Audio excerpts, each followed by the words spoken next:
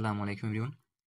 So today we are going to learn more structures for speaking English, and this will help you to make sentences from Bangla into English. So let's get started. So আমাদের প্রথমে structure হচ্ছে subject plus may plus or plus may not plus ভার্বের first form. যেমন আমরা বাংলায় বলে থাকি যে আমি এটা করতেও পারি না করতেও পারি, সে আসতেও পারে না আসতেও পারে, তারা খেলতেও পারে না খেলতেও পারে, আমরা যেতেও পারি না যেতেও পারি, এটসেট্রা এটসেট্রা। সো আপনি যখন বাংলায় এরকম সেন্টেন্স বানান তখন আপনাকে ইংলিশ করার সময় এই স্ট্রাকচার ফলো করতে হবে। সো আমরা যেমন বলেছি আমি এটা করতেও পারি না করতেও পারি, তো এটা হবে I may or may not do it. সে আসতেও পারে না আসতেও পারে, he may or may not come, he may or may not come. তারা খেলতেও পারে না খেলতেও পারে, দে মে or may not play, they may or may not play। আমরা যেতেও পারি না যেতেও পারি, we may or may not go, we may or may not go। So আপনি আরও সেন্টেন্স বানাতে পারেন, জাস্ট লাস্টের ভাব চেঞ্জ করে দিন, অ্যান্ড যদি প্রয়োজন হয় তাহলে সাবজেক্টও চেঞ্জ করে দেবেন। অ্যান্ড আপনার যদি সাবজেক্ট অ্যান্ড ভার্ব অ্যাকচুয়ালি আপনাদের চিনতে সমস্যা হয় তাহলে আমি একটা ভিডিও অলরেডি ফার্স্টে বানিয়েছি, সেটা দেখে নেবেন। ওকে, অ্যান্ড আমি ডিসক্রিপশনে লিঙ্ক দিয়ে দেবো। So the second structure is subject plus can be plus verb fourth form plus other word.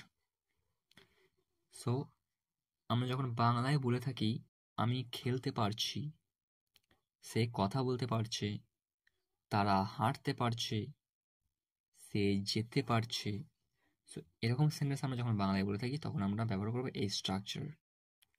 So যখন কেউ কোনো কিছু কাজ করতে পারছে, সো বাংলায় যখন আমরা এরকম সেন্টেন্স বলে থাকি আমি খেলতে পারছি, সে কথা বলতে পারছে, এটসেট্রা এটসেট্রা, তখন আপনি এরকম বাংলা সেন্টেন্স ইংলিশে ট্রান্সলেট করার জন্য সো এই স্ট্রাকচারটা ফলো করবেন। At that moment will use this structure to make that sentence. Like আমরা প্রথমে বলেছি আমি খেলতে পারছি, সো এটার জন্য আমরা বলবো আই ক্যান বি প্লেইং। সে কথা বলতে পারছে, he can be talking, he can be talking। তারা হাঁটতে পারছে, they can be walking, they can be walking। সে যেতে পারছে, she can be going, she can be going। So আমাদের নেক্সট স্ট্রাকচার হয়েছে ভার্বের first form plus in this way.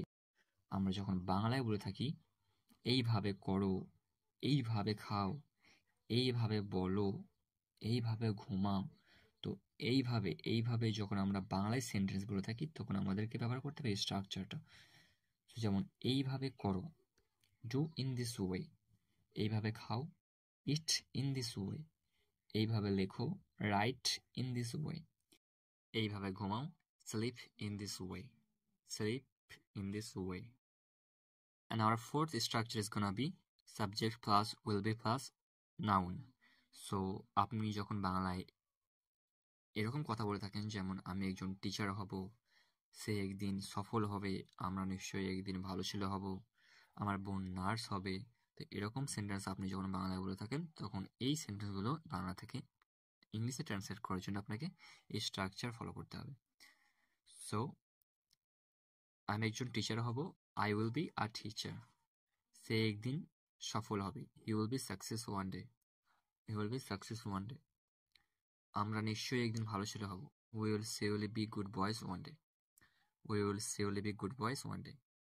আমার বোন নার্স হবে, my sister will be a nurse, my sister will be a nurse. So এইভাবে আপনি sentence বানাতে পারেন, জাস্ট ভার্ব চেঞ্জ করে দিয়ে অ্যান্ড স্ট্রাকচার অনুযায়ী সাবজেক্ট বসাতে পারেন, জাস্ট স্ট্রাকচার ঠিক থাকলেই হবে। অ্যান্ড